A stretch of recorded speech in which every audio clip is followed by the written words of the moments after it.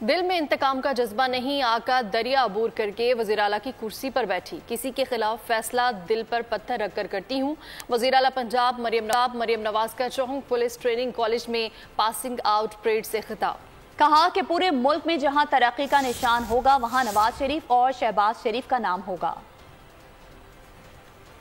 each one of you شاباش۔ اور آج مجھے بہت خوشی ہوئی کہ پہلی sword of honor پولیس میں the first sword of honor goes to a young woman, my daughters, my sisters, that I am very, very, very proud of you.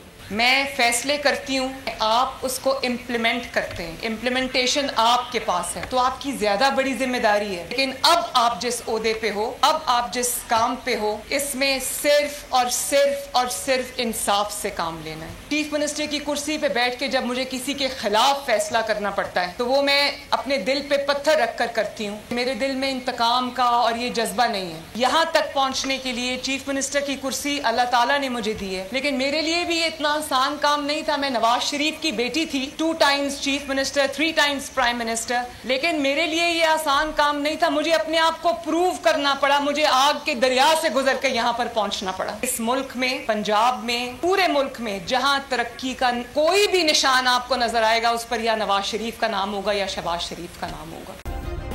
Subscribe کریں اور بیل دبائیں تاکہ کوئی خبر رہ نہ جائے۔